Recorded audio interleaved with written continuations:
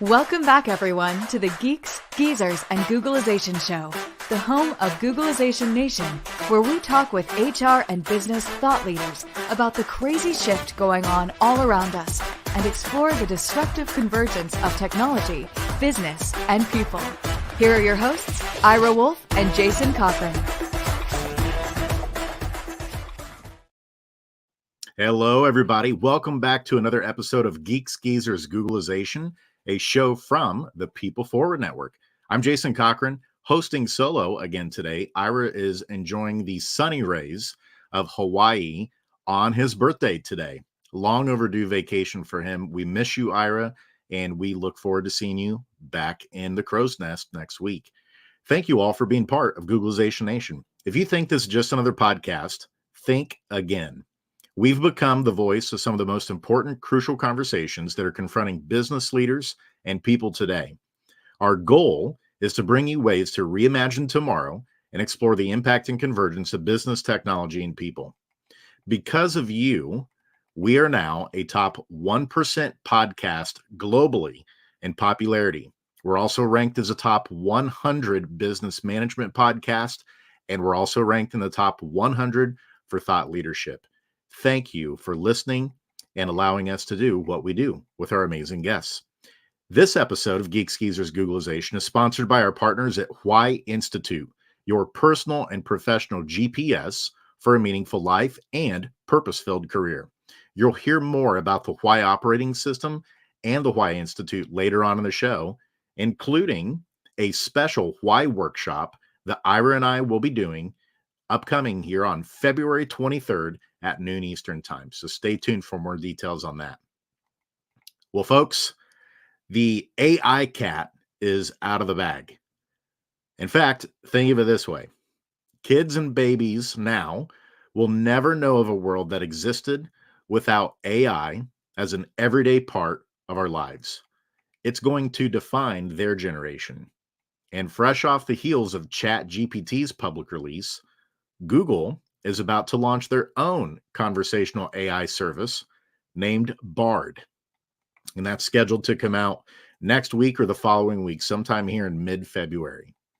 And listen to this mind-boggling statistic.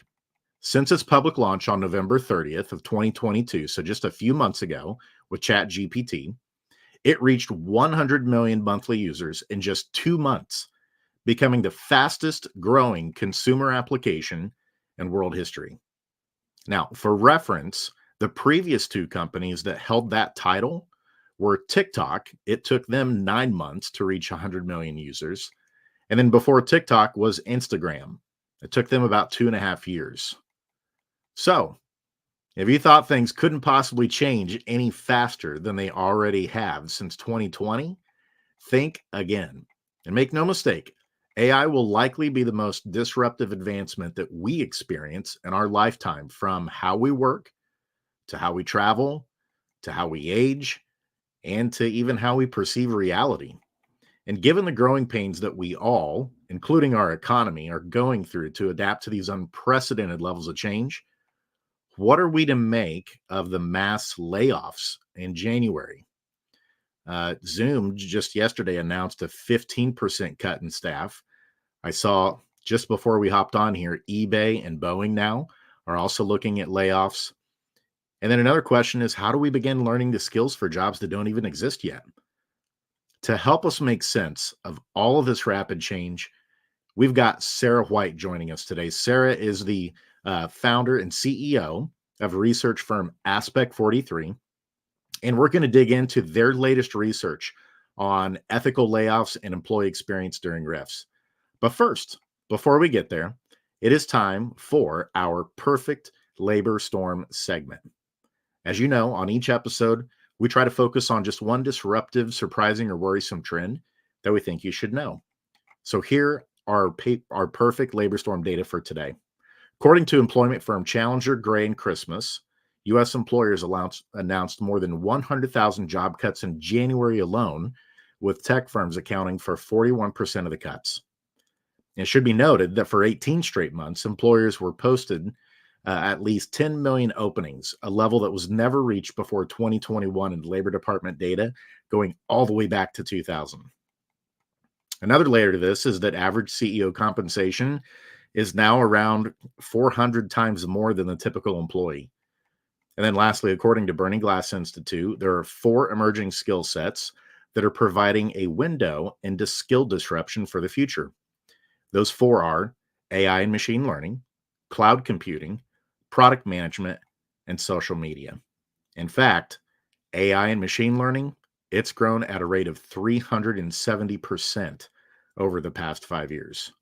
So, lots of interesting stuff to chew on here as we set the table with Sarah White for today's discussion. So, without further ado, let's welcome Sarah White to the Geeks Geezers Googlization Show. Hey, Sarah, how are you? Hey, great. How are you? Doing great. Thank you so much for joining us. Happy to Well, be here. as you heard, we've got a lot to unpack today, don't we? We have a And lot. I'm pretty confident we're going to be able to get some answers. But as we get ready to dig in on this stuff, let's learn a little bit about Aspect 43 specifically and who you are and the type of research that you're doing. And then we'll get right into it. Yeah, absolutely. So Aspect 43 is focused on the future of work. And so we do a couple of different things. We do have our research group that is out, and we're always trying to look and see what's happening and really how technology is impacting work, both from the employee side, but also from the business side. And we do, there's a lot of really great HR analysts out there. One of the things that we do a little bit differently is we're trying to understand why people are buying different types of technologies and what is driving them to buy versus how they're actually using it, and looking at what is happening and going on in the business outside of that in order to make those decisions. And then we get the privilege of getting to work with a lot of the tech companies and investors and helping them build the next generation, helping them better understand their buyer base and really connect more to the people that are actually using the technology so we can have an impact day to day on the employees. That's perfect. And I've got to imagine with all the disruption, everything that's changing right now, your research and the work that you're doing is more important than ever. And so let's dive right in. I know Yeah. you've got some research that's hot off the presses, in particular around ethical layoffs Yes. and employee experience during rifts. So let's hop right to it. Obviously, a lot of people, what's top of mind for them is it seems like every day now in the news, we are seeing mass layoffs, and it's now moving beyond just to tech companies. What can you share with us that you have learned or are learning through your research Oh, on how to deal with these massive layoffs? I think one of the things that was most shocking, we started noticing the trend of layoffs coming around June of last year. So in July, August, we started really focusing in on researching how companies were doing layoffs, why they were doing layoffs, and what exactly was going on for both the employees as well as the organizations that were doing them, and what made the difference between how they were being done. Um, Really focused on what was happening on social. There is a whole channel around layoffs on TikTok where it is people live streaming layoffs. They are announcing what's happening. They are sharing how much severance they're getting, what's happening. It's not great for companies, to put it mildly, because most of it is not positive because a lot of companies are not handling it in a really positive way. But what we did see is a lot of trends and things that were coming through. And it wasn't even the fact that they did layoffs that upset most of the people that were getting laid off. It's how they were handled and the lack of the communication. But I think one of the most shocking things that came out of it is we were able to watch the financial analysts continually change their numbers around how many layoffs were expected for 2023. And so at one point, the initial number early or late summer was they were thinking we were going to have somewhere between 150 and 250 layoffs by the end of October. That number got revised into 100,000 a quarter. Between now and then, the number in October was revised to, in some cases, we're seeing 150,000 a month expected between now and the end of October. And so the number of layoffs are going to continue, unfortunately. Like, I hate to be like Debbie Downer, but that's truly what is about to happen. We're going to see it jump into other areas. And beyond layoffs, what we're also seeing is people not getting raises and increases in the way that they did. So even if they do have their job, they're earning less than what the cost of living increases have impacted. And there's a lot of conversation. Obviously, we had a great jobs report in January, and it was really focused on, we added 500,000 jobs, and, the wages are up 4.4%, which is all great numbers until you see kind of the number of layoffs, the type of jobs that are existing versus the skills of those that are getting laid off, and then the cost of living increase. I will love to see somebody show me their grocery bill that hasn't gone up more than 20%, let alone 4.4%. Not to mention rent and childcare and tuition if you have kids in college. The cost of living is far more significant than the 10% the 8 to 10% that we're even stating. And one of the questions that's been going on in my head, Sarah, is so I'm an older millennial. Yeah. And so I'm going to preface this by saying I've been very fortunate that I've lived during a time when the economy has been pretty strong. Yeah. Probably prior to this, the only other time where things, started to hit the rails a little bit was the subprime mortgage crisis back in around 2008. Yeah. Having said all that, where my mind often goes is the number one reason I often read about that the tech executives give in particular for why there are massive layoffs is that they overhired. They They did. hired too many people. To what extent, I guess question for you is, to what extent can we help prevent or mitigate massive layoffs from happening in the future by being maybe smarter on the front end in terms of how and what we're hiring for? I think there's two things. Obviously, we have very clear record profits. You're having record profits and doing layoffs at the same time. There's something going on there that is beyond just overhiring. I think on the other side, we did overhire in part because a lot of companies weren't sure exactly what was going to happen, what the bounce back from the recession from COVID was going to be. And so they saw this kind of like the immediate bounce back, and they assumed that was going to be continuing on an ongoing basis. A lot of the economists and people that we talked to pre-COVID were actually expecting a small recession to be hitting, and then COVID hit kind of when they were starting. And so we've now got a couple, there's a lot of different factors, and people that are way above my pay grade specialize in all of this. But the overhiring, from conversations we've had from a lot of the organizations, and we've talked to a lot of the like the social CEOs who maybe didn't handle it so well. We've reached out and talked to them. We've talked to large organizations, small companies, really across the board. The overhiring happened for two reasons. One, there were some incentives to hire people. They thought using those incentives, they can actually hire, and the pay increased significantly because of some of the incentives that were available. And they thought by having more people, they were going to be able to offset and actually grow more, where a lot of the profit and revenue growth has been based off of inflating the prices, not actually selling more stuff. And so there's just a whole big mess around this. And we would need 5 or 6 hours for me to talk through all of my feelings on this, and I'll make a bunch of people mad. But how do we prevent it in the future? I think we just have to be aware of, first and foremost, of overhiring and why we're doing this. There's technology available now. There's some really amazing workforce planning and workforce analytics type of tools that you can do some of the most advanced forecasting that I've ever seen, not just around your financial revenues and that side of it, but also looking at what that's going to mean for the number of employees. So are you going to need to add headcount? If so, where? How does that look? Who do you already have in your organization that's going to be able to backfill this? Things that used to take months to be able to do manually, you could now do in a matter of seconds.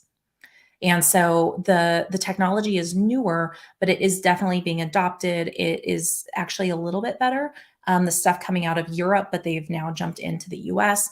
The other thing that we should be doing, quite honestly, is focusing on reskilling. These jobs, as you said, are going to come out of nowhere. That means everybody has a fair chance to learn how to do them, quite honestly. And yet we're not really focused on reskilling our current workforce. In fact, there was a very large tech company this week that had one of the worst layoff announcements that I've ever seen. And I'm not going to name names, but they announced a new partnership for Super Bowl with celebrities. In the next paragraph, they announced a layoff that was coming. And then in the final paragraph, they announced that they were still going to be hiring and actually growing for the rest of the year. And so all in one, right? And so we're seeing this type of messaging happen over and over. And when we were doing our layoff research, we found a huge number of organizations were actually laying people off and then asking them to apply for jobs as if they were external candidates. They were not allowed to move internally. They were not offering talent deployment. They weren't offering internal mobility for any of the roles. And if they opted to take a role internally, they had to waive all rights to a future severance if that role was cut. Wow. And this is very, very large tech companies.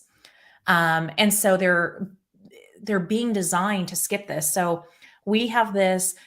We actually just closed our big Insights at Work study. We do this once a year. It includes leadership as well as HR and individual contributors. So everybody has different paths to take on it. And we're really looking at what is happening at work from the employee perspective, from HR's perspective, from a business leader's perspective.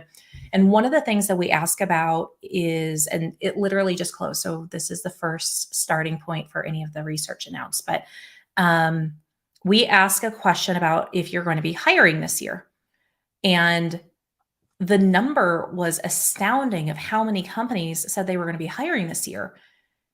And then we started looking at the same companies and the same numbers. About 20% of the companies that said they are going to be hiring this year also said they're going to be doing layoffs this year. And so you have these organizations that are just not even looking at how to take the employees they already have and move them into other roles. And on the employee side of our research and in some of the write-ins, we had multiple people say, I was laid off from my job. They didn't even give me the option to move into another role. Somebody literally said, we're called talent until we actually get hired. And then our skills are no longer necessary except for in that one particular job we have. And so when other opportunities come up, we're pigeonholed in whatever they put us in, and we are no longer talent to the organization that hired us. And it was a really kind of a profound comment because it's so true how we do that. And it's no more evident than we talk about it from a layoff perspective and in talent redeployment. That's mind-boggling. So I guess the big question then, Sarah, following up with that is, why are organizations doing that? Is it because they don't have a reskilling plan? And so it's just, we're not sure how to handle this, so we're just going to lay off people and then post brand new positions? Yes. Is it because that is the reason why? That tends to be the majority of what we heard. Wow. Is it's going to take too big of a hassle to try to figure out how to move these people into other roles. We don't have the technology, or we don't have the process, or we don't have the setup. It's going to be easier, which the cost to a business to do a severance package and actually lay somebody off is very expensive. It is not a low cost thing to do, especially so many of the layoffs skip the WARN Act. And so you have to give people, 60-day notice. And so in lieu of doing that, some of the severance packages we are seeing come out of tech run upwards of 12 to 18 months. Wow. They're massive. We've never seen anything like this before. The average that we're seeing is closer to 4 to 9 months. And so these are still exceptionally long packages, which tell me they don't think these people are going to be back within 12 months. Yet at the same time, they're saying they're hiring, and in some cases have thousands of openings. And the biggest gap that we continue to hear is they don't know how to know what these people could or should do. And so they want that kind of unicorn candidate that has exactly the perfect experience, which ends up costing so much more than just taking the people that already work for your organization and moving them over. Yeah, and the other thing that comes to mind for me is I've seen a lot of stuff, I've read a lot of stuff recently, particularly from Susan Cantrell Yeah. at Deloitte on how are we going to construct tasks and work in the future. And I wonder if we're at that point now where instead of us thinking about a traditional job description or a specific type of role, are we now at kind of like that turning point where we need to start thinking in terms of skills, in terms of task demands? And then I guess a follow up to that question is if we go that direction, do we know what is needed for the tasks and demands of the future? Can No, we pull out a crystal ball and kind of predict where that's going to fall? no, there's going to be a lot of people trying to, but I think the biggest demand is really going to be the ability for continuous learning. And Mm. so there has to be a willingness to learn. There was a few years ago a very large manufacturing facility that was slated to enter into a Midwestern town. I'm not going to call it out or what it was. And we kind of got contacted because they were needing to hire about 12,000 people in an area that had very high unemployment. And they were going to actually pay them to train for 2 years. As the plant was getting built, they were going to compensate all these people to work for 2 years. And then they were going to be able to come on full time. And the 2 year compensation, their training was completely paid, and they were going to be making about 80% of what they would be after the fact, but full benefits, full everything else. They actually had to pull the plant because they couldn't find people that were willing to train, even getting fully paid with full benefits at the same rate and a guaranteed job. And the pay was significantly above market for the region. And we have seen a number of other instances where there are a certain group that just doesn't want to retrain. Like they've kind of like, I'm at this point in my career, I don't want to start over. And some of the conversations we even had during the layoff research was with people that were laid off and did have the option to move into another one. And they said, no, like I'm too old. I don't want to do this now. I don't want to. And by old, some of them were in their 40s. Like if they were by no by no rule at all old. They just were like, I know what I'm doing. I know how to do it. I don't want to have to do it a different way. We're seeing this with the ChatGPT conversation. If you read the feeds on LinkedIn, the number of people that are like, we never should use this. I don't want to use this. This feels like cheating. And I'm like, do you use a calculator? Because, do you use spell check? Do you use Grammarly? It's all the same type of stuff. And there's often a resistance. So one of the other things that we find in our research as we dive into buyer behavior, specifically around HR technology, is there's a very high level of resistance from people that are at the VP level and up on new and innovative systems. That hesitation and pause or even pushback in canceling projects only increases if their junior level employees actually fully understand what that technology does. I got to ask this question. Yeah, it Why hurts would my the, why would the senior level leaders object to advanced technology? When we've dove into more qualitative conversations around this, right? Like the data says one thing, it's been consistent. So this has been a consistent trend that I've seen for about 12 years.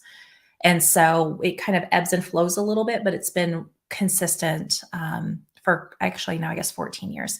So what we get told is their job is at risk if they don't understand what the technology does and their team understands it, because then they are kind of behind and they don't want the perception of being behind. So as long as the technology doesn't come in and they do things the more traditional way, they fully understand, they know how that works, they're clear on what those expectations are, and then they can make sure that they could stay on top of it and they don't have to learn the new technology.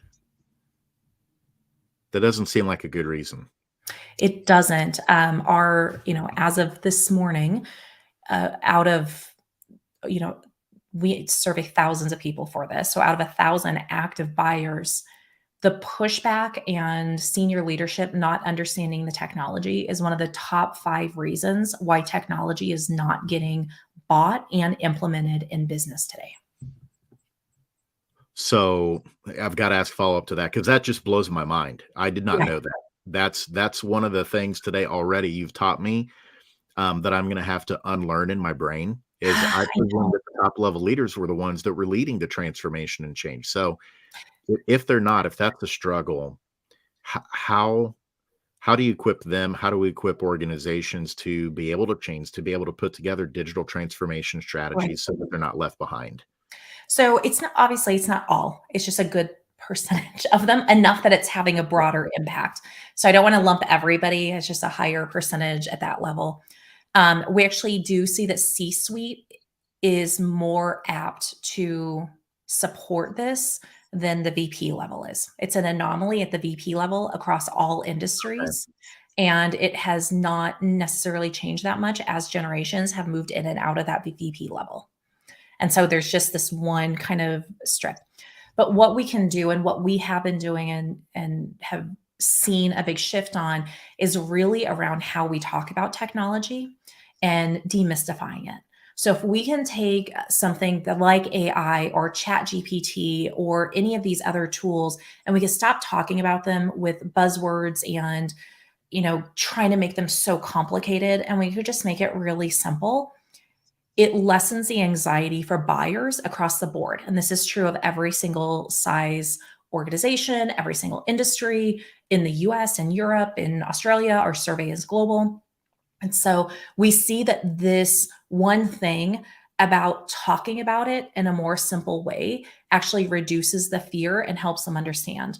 Unfortunately, a lot of marketing teams and a lot of salespeople have been taught that if they can make something seem confusing and then their product is what makes it simple to solve it, Mm, they're going to, right? That's kind of an old yeah. school model of marketing and selling. But what we've learned is that actually doesn't work. It's getting pushed back quite a bit. And by helping them understand and even minimizing, like, yeah, we use AI, it just helps us do this. But here's how it actually impacts your business. Here's how it's going to make your job simpler. The top reason for buying technology, HR technology, recruiting technology, anything to do with work tech right now is actually for efficiency. Hmm. The second reason is to make life easier for the employees. Cost is saving money is way down the list. And so we always think people are buying technology in order to like cut costs and save money. They're actually just trying to make life easier for their employees in a lot of cases. And so 2 out of the top 3 purchasing decisions are around improving the employee experience or making life simpler for teams to be able to get their jobs done in less time. I think what you just shared there, Sarah, every single CEO needs to be contacting Aspect 43 for you to be the mouthpiece of how to communicate digital transformation strategy effectively to people to help them understand the motivations behind it. Like you just said, it's Yeah, not just to cut costs or to take people's jobs, it's to become more efficient and help people do their jobs better. right. And I think you're absolutely right. It does not surprise me that your research validates that communication in terms of why digital transformation is needed just falls flat. Yeah. But it's also good to know that we can get it corrected if we do Yeah. focus on how to communicate that message as eloquently as you just put it. We can get more people on board and ready to embrace the change that's needed for the future of work. And with that, we're going to take a real quick break. We're at the bottom of the hour. We are with the CEO of Aspect 43 research firm, Sarah White, today. We're unpacking massive layoffs, how to do them ethically, how to still have a positive employee experience amidst that. And then how the heck do we prepare for the future for jobs we don't even know are going to exist yet? We're unpacking all that with her today. We're going to take a quick 2-minute break to hear a couple messages from our sponsors. And on the flip side, Sarah, just to tee things up a little bit, give you a little bit of think time. When we come back, let's talk about survivor syndrome. You talk about this in your research. Let's talk about survivor syndrome for the folks who are still there working even after 15, 20% of their colleagues are let go. So Yeah. with that, we'll be back in 2 minutes. For most of us, change is freaking terrifying, and unfortunately, there's no app to adapt. That might change in the not-so-distant future, but for now, we're on our own. That means we can either accept our default future or reimagine our tomorrow. For those of you who choose default, good luck. Just remember, there's no pause button for change. You can't turn back the clock. And there's no get-out-of-jail-free card in this age of perpetual uncertainty. Like it or not, change will happen all around us. And that change is not becoming just more disruptive and frequent, but volatile, uncertain, complex, and ambiguous, or VUCA. Fortunately, you can make change work for you and turn it into your personal and competitive advantage. Reimagine your future to one in which you're living with purpose, you're happy, and you're growing, thriving, and flourishing. If you're ready to rewrite your next life chapter and regain control of your destiny in this never normal world, your journey starts here. Contact the leader in adaptability and making change work for you, your team, and your organization. Ira S. Wolfe, adaptability.expert.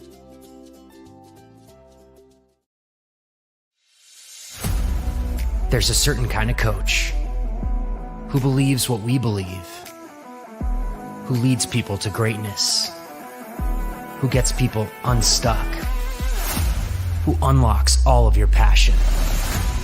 A coach who helps people discover what drives them, to tap into their superpowers.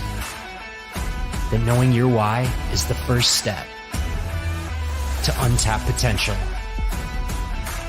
to focus, to breakthroughs. A coach who's looking for a better way. Are you that coach?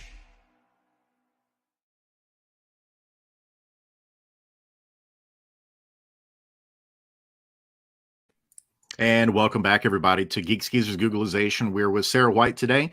Thank you, Sarah, for taking the time with us. That first half went extraordinarily quickly, and we covered a lot of ground. And right before we hit that break, I teased something a little bit from your research that also was a brand new thing for me, and that's this concept of survivor syndrome. So tell us what survivor syndrome is when we're talking about layoffs, and what can leaders do to help with it? I think there's two different areas of where we're really seeing survivor syndrome impact. The first is the people that actually have to deliver the news about the layoff.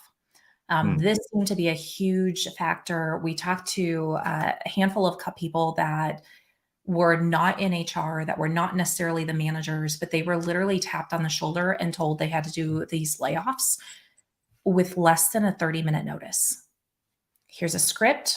Here's what you have to say. Don't go off script. Don't say a word. Here's a list of people you have to tell. And in some cases, these are their colleagues, their coworkers. They're trying to process. They don't know, from the car conversation, they don't know if are they next, right? When they get done doing all these layoffs, is somebody going to come talk to them? They have no idea about what's happening with their own job.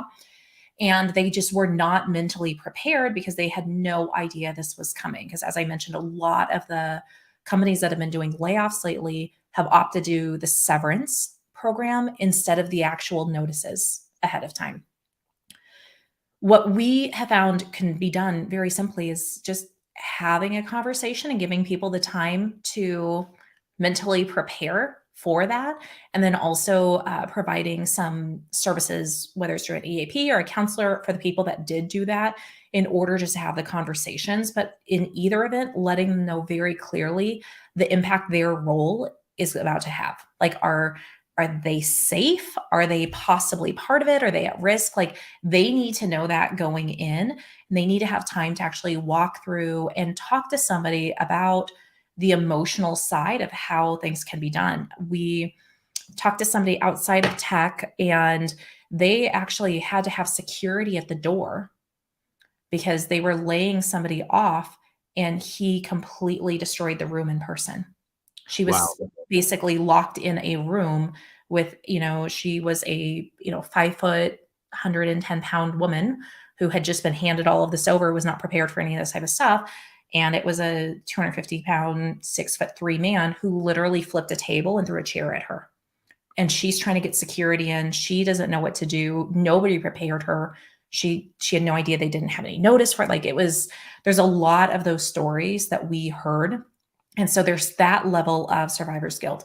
There's the other flip side of just people that just made the cut, right? Like they don't know why. Like, why am I here and my friends that I have lunch with every day aren't? What is happening next? My whole team. I remember one of my first layoffs that I was involved with. My entire team was let go except for me. Wow. What do you do? Right. I marched in. I'm like, well, can I just get a severance package since everyone else gets to leave? I don't want to be here now. I don't want to be the sole survivor when you bring in all new leadership and management and do all of this and rebuild. And so you have to make sure, if you're really focused on employee experience, you have to focus on the employee experience of those that are leaving, but you also have to focus on the ones that are staying. Who's picking up all the slack for the work that's left? Are they prepared? Are you giving people the time to transition projects? Do you even know, did the leaders running the projects get let go? There was a conversation I had as part of this research where somebody that had been running a project for a decade was let go. Nobody on her team knew any of the stuff on how to actually run the project. Wow. She started it, she ran it, managed all the teams. They're trying to struggle to even see who globally is on all of these teams in order to kind of piece it together of what this is, where the project is at, what's outstanding. She was an individual contributor, but ran a very large cross-functional team. So getting back to, what we were talking about, the skills and how jobs are changing, we're already seeing them change, but they're not changing in a way. And then you have all the people surviving. Well, did I say something that maybe got her fired? Did I say something to HR? Did I say something to a leader? Did I drop the ball on a project that we both worked on and they thought it was this person? And so there's all of these conversations that are going through when there's a lack of clear communication with both the people that are leaving and the people that are staying, how decisions are made, why decisions are made, making it in a really clear and direct way. And I think it's important to note, you're elder millennial. I am like the eldest. I think we used to be called Gen Y. So I'm like right on that border age. A third of the people in the workforce right now were in high school or elementary school during our last recession. Yeah. They have no concept for this, right? They do not have, by the time, if you came out of college or you were in internships, let's say 2001, you've gone through 01, 08. If you were in tech, probably 12, 14, again in 20, like you've gone through this series of downsizes and layoffs and downsizes. Like it's been like, oh yeah, this is just what happens. Even though before 1970, like they were almost unheard of, right? Like it was before the 70s, large scale layoffs like this were almost unheard of. But we've gotten to where they become so normalized. And then, as you mentioned, having a 12-year run where we really haven't seen large scale layoffs short of a global pandemic. It's just a very different dynamic. And it's why we see some of the people turning to things like TikTok and social media channels, not LinkedIn, but sharing like what it is, helping share, like find people jobs, build out different connections, talk about telling people not to come to the organization because of how layoffs are handled. We're about to see 10 years of employee experience and employment brand investment destroyed in 6 months. Wow. Not to mention the impact on DEI at a lot of these organizations, because believe it or not, a number of the HR leaders we've talked to were not aware of even how the list of who was getting cut was made. So there's so much there. I know. I'm sorry. You're blowing my mind. No, this is in a good way. It's been a crazy few months of studying this. So the last part that you just shared there. Yeah. As you were describing this and how there's a lack of communication when it comes to the layoffs and what their strategy is, how much of this is that the organizations are actually doing it haphazardly? Like there is no strategy behind or I shouldn't say no strategy, but maybe a lack of a coherent strategy that's been really thoughtfully planned, and that it's more of like a haphazard thing going on. Does that help explain why sometimes it's so disorganized and handled so poorly? I think so. I think there's that. I think other times they're not looking necessarily at the larger picture. They're like, oh, sales are down. We have to cut X number of people, but we're not looking at, okay, if we cut them all from customer service, that's going to negatively impact the customers that we have, which means we might lose more customers. If we cut them from this group, it might, you know, they're just kind of saying we need to do a blanket cut. One organization I know, just basically everybody, it was a first in, first out. So they had to cut, just use, for example, 10 people. It was the 10 most recently hired with no matter what their role was or anything else. And so there has not been a lot of thought to this. And I think in part because the technology and the factors that actually help us make really good decisions isn't being made. We talked to a number of managers who had no say in who on their team was getting let go. Wow. They were just given a list of, and they asked, like, where did this list come from? Who made these decisions?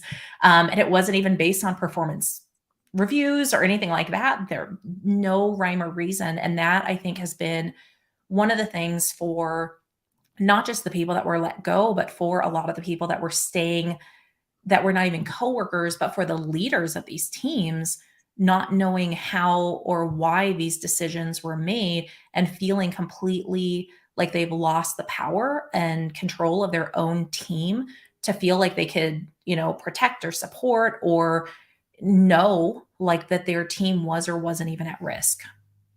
And you mentioned employer brand too, Sarah, Yeah. that many organizations that have been investing heavily in their employer brand could be flushing it down the drain with these 100%. decisions.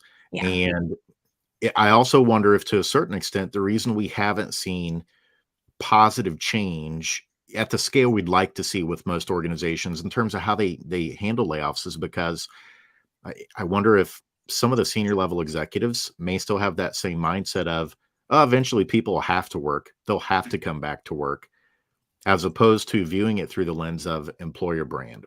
But those days are kind of going by, aren't they? I mean, Yeah. eventually everyone who will be part of the workforce is going to care about employer brand, or is going to be part of these groups you're talking about where they're trying to get inside information about what it's really like to work there. Well, and I think a lot of leaders have kind of always put like recruiting over in this other area and not realize that employer brand is not just for the new hires, it's for your existing workforce as well. Because your current employees want to feel that they work for a company that they could be proud of and that other people want to work at. We've seen this with certain retail establishments where people, expect to make more money because the brand is bad and they're embarrassed about working there. And so we know there's correlation between pay and all of these other factors with employment brand. But one of the most interesting things that has come out of our study this year is retention and hiring are still our top two. They have been and our factors are not all just HR things. So we ask about the impact of inflation, supply chain, global unrest. We're asking a number of conversations and different talking points about what the business is actually worried about. And retention and recruiting have continuously been number one and number two for a number of years, which makes sense. War on talent, skill shortage, all of these conversations that we've had. Last year, retention outpaced recruiting for the very first time. Wow. For 2022. This year, the gap increased to a 13% gap for outpacing retention versus recruiting, with upskilling moving from 20% to 40% urgency. Wow. And concern. And so this whole concept of retention, and we're not caring about the brand. Why do the people, I heard this actually from a CEO, why do the people who stayed cared what happened to the ones that were left? They got to keep their jobs. Like there's a very real disconnect, and it's not just in the C-suite. I've heard very similar conversations from HR leaders. I've heard similar conversations from managers on teams and from other employees. Like, who cares? I kept my job. It doesn't matter. But the vast majority of employees do care. And all of this talent that is on the market right now, they just went through and experienced this. And so they can see how you handled it. It's all public, right? And that's the biggest shift from 2008, 2010 layoffs to today. Social media was so new that it was kind of covered. Like there was some stuff, but nowhere near to the degree that all of this is this time. And so it's the first time a lot of these companies are about to see the true impact of their decisions. And the Burning Glass Institute too, they found one of the top 4 kind of categories of skills in the future of work is social media. Yeah. Those particular skills are becoming more important for organizations, and I can't help but think that part of the reason for that is what your research is showing, is that there's no more hiding. It's public. What, Yeah. Your different people strategies, your employment brand, all of those things that have to do with the culture and the people side of the business is no longer hidden. One of the things you just shared, Sarah, that gives me hope and optimism that we will eventually get to a place where hopefully we no longer have mass layoffs is Yeah. that stat you shared where reskilling moved from 20% up to 40% in Yes. terms of interest and recognizing a need to build that strategy. That way we get out of the muck and mire of mass layoffs, but at the same time having hundreds or thousands of open positions available. Right. That does give me hope and optimism for the future. Well, a couple more questions before we get to our lightning round. Okay. We've started touching a little bit on the AI side of things a little bit. And so I've got to ask you kind of an open-ended question. How are you using ChatGPT? We actually we went through and we tested about 14 of the paid products and did the exact same test cases on all of them just to see which ones were good, which ones weren't. We found 2 that were worth investing in. Other than those, they couldn't even come close to what ChatGPT was already doing for free. And so I think that that's something, first off, people should be aware of. The second thing is what we have found with ChatGPT is that how you ask the question greatly impacts the quality of the response you get. And so you can go in and ask a question and you're going to get a very generic response, which is something that I commonly see people talking about on LinkedIn. And they're like, oh, I tried it. It gave me back, a generic thing, the same as everybody else. And what we found with playing with it for a little bit, after about 2 hours, we understood kind of the way it wanted to be asked. No different than back in the day where we had to learn like Boolean to properly ask questions on, I think at that point it was Ask Jeeves, going way back, probably before your time. But looking at this type of stuff and finding that we were able to do one person's job in about 4 hours. Wow. For the month. One person's job for the month. We're Wow. able to do in about 4 hours once we knew how to ask the right questions. Yeah. And even with the smaller stuff, where we still have not seen it successful at all, which is weird because it's what the big conversation is about rewriting. Like, I don't see this replacing blog posts anytime soon or long form content or anything like that. Where it's very strong though, and where we've really enjoyed is, as you probably can imagine, I sometimes get long-winded. So I'll take what I write, a couple of paragraphs, and I'm like, can you make this more concise? Or can you give me 5 different ways to say this?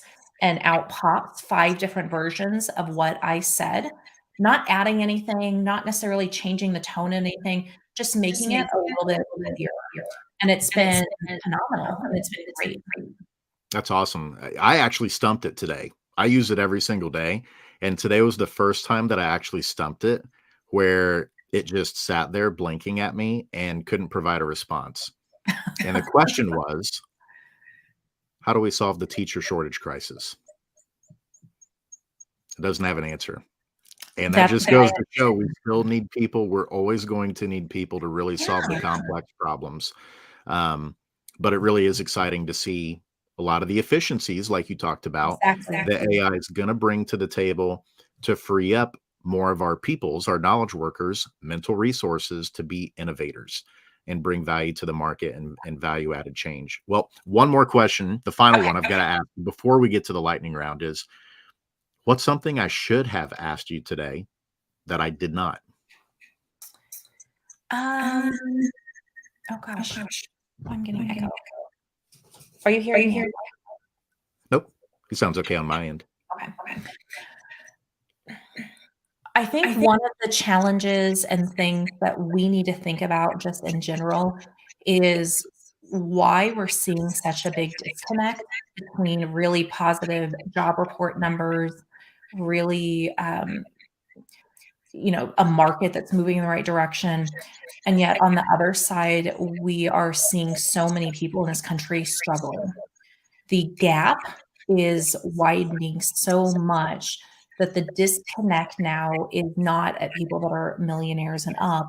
It's at people that are at the 250 range for household, 200,000 for household, are not seeing what is actually happening. I think with a lot of the workers, a huge percentage of workers, households in this country make under $100,000 a year.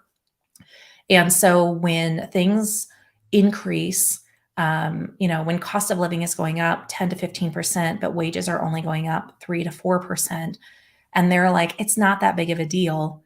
Groceries are a little bit more. It's a little bit more for people that are upper middle class, where that divide used to feel a lot greater on broader scales. And I think that's something that we're going to have to figure out as a country, specifically in the US, and really look at how we are managing work. Same day pay equity is one of the things our next big, after our research publishes, our next big report is on pay equity and on continuous pay. And there's a big gap between leaders at organizations thinking this is important and needs of the workforce. And, we just looked at this number today. It was over 30% of managers and up don't know why an employee would possibly want to have access to their earned wages same day. Wow. Self-reported. We don't know why. This doesn't make sense to us, why somebody would want this. Another 20% flat out said, we're just not interested. Nobody would ever care for this. Wow. And So so this disconnect of socioeconomic status is happening at professional level roles. It is not frontline workers. It is not hospitality workers. It is not minimum wage workers. It is people that are working inside the exact same organization, just in different roles at the same tech companies, at the same businesses, same manufacturing things. It's something that I think is going to really be something we're going to have to watch over the next 2 years. Well, and I think you just teed up the next conversation that we need to have later this year.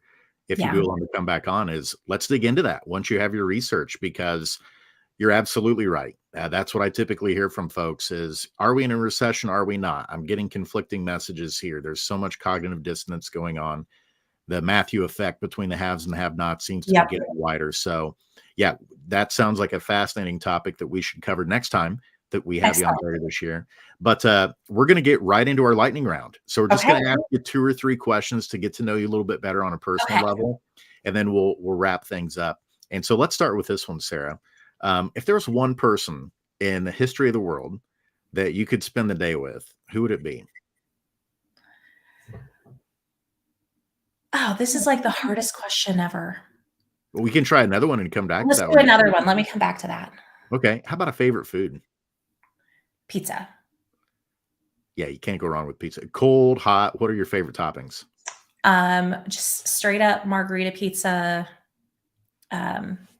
Italy style, just like a little bit of fresh oil and fresh basil on top. Just super simple, no toppings. Nice. And how about this one? And then we'll come back to the person. Unless there's a number 4 and skip the person. I haven't thought of one yet. Okay. Right. Yeah, we can skip that one too. How about if there was one place in the world that you could go, where would it be? Amalfi Coast, and I'm going in 5 weeks. So it has Nice. been on my bucket list. So I'm super excited. We are going in a few weeks. I love that. Well, It and looks beautiful. it does. Absolutely. I'm jealous. And Ira's in Hawaii. So that definitely Yes. is a list item for him. So I got to Happy birthday to him. here. That's right. Happy birthday, Ira. This one has to do with the bucket list. So you mentioned one thing that's on your bucket list. Can you share Okay. another item that's on your bucket list? Oh gosh, you just stumped me on all of this stuff. I've been a mom for so many years. Like everything is about what my kids want. Right. I totally get it. I think the other thing that's on my bucket list is probably living abroad for a couple of years and just really getting to immerse in some other cultures and do, when I say immerse in other, I just really mean eat. I just want to like eat my way through Europe for a year. I'll be honest. That's it. Love it. That's my favorite part about going over there is just like, I love the culture. I love how different it is. It's the same in the US. I love traveling the US and seeing all of the different cultures and all the amazing food that is in all parts of this world. I love it. For all the talk of how complex creatures we are, human beings as a species, isn't it fascinating that for almost everyone, the top thing they want to do is travel, right? Yeah. You want to have the food, you want to have the good drinks, you want to see the cool places. I think that's one thing that we all kind of share in common. Well, Sarah, we can't thank you enough for coming on today's show. Gosh, thank you so much for having me. Serious insights. Aspect43.com is where you can find more information. And the name of the study that they just came out with is from the winter of 2023 is Ethical Layoffs, Employee Experience During RIFs. And you got to hear some of those insights today. Any other ways for folks to get in touch with you, Sarah, and learn about the work you're doing at Aspect 43? I think this is kind of great. I think you can also pre-register for our insights at work research. Sorry, my daughter just came Your home. compadre's ready to sign up. Yeah, sorry about that. But you can find that on there. Awesome. And pre-register for that research. Sounds great. Sarah, thanks again for joining us, and we definitely would love to have you back on again in the future and tackle the equity and pay conversation too when you've got the research. Thank you so much. Awesome. Thanks, Sarah. Well, folks, there you go. We covered a lot, and I know we're up against it on time. Totally worth it, though. Anytime that we can get Sarah to come on, not just opinion, but data, research from consumers, from workers, from senior level, C-suite level leaders inside organizations on what's going on with the massive layoffs. And we covered a lot today. So I encourage you to go back, and whenever the podcast version of the show is released, go back, re-listen to it. Lots of good things in there. For me, there were several aha moments, things that I was totally unaware of. But the biggest one was the fact that so many vice president level leaders inside organizations are hesitant with change when it comes to digital transformation strategy and trying to rethink and prepare for the future in terms of roles, skills, jobs, bringing on technology that can help the organization adapt and prepare for the future. And so that definitely is something where we've got to do a better job of communicating. And as Sarah pointed out, this was another aha. The primary reason that the senior level executives want to bring on AI and machine learning, it is not to reduce costs. It is not to eliminate people from working there. It's for these two reasons that Sarah shared. Number one, increase efficiencies. Number two is improve the employee experience for the people who work there. And so please keep that in mind. Anytime you hear folks say AI and machine learning is just simply to replace people, no, it's not. The primary reasons it's being brought in is to increase efficiency and improve the employee experience. People will always be the most valuable part of any organization. So with that, we want to thank you for tuning in today, Googlization Nation. If you have not subscribed to the podcast, please do so. You can also go to our website, geeksgeezersgooglization.com, learn about our Googlization Nation community, which is totally free, where you can get advanced screenings, additional resources, and things related to the show. And as always, we want to thank you for tuning in and helping us be in the top 1% in the world. And that's all because of you and our fabulous guests like we had today, Sarah. So next time, Ira will be back from vacation. He'll be nice and tan and well rested. And so we'll look forward to seeing you all next Wednesday. Until then, don't let the shift hit your plans.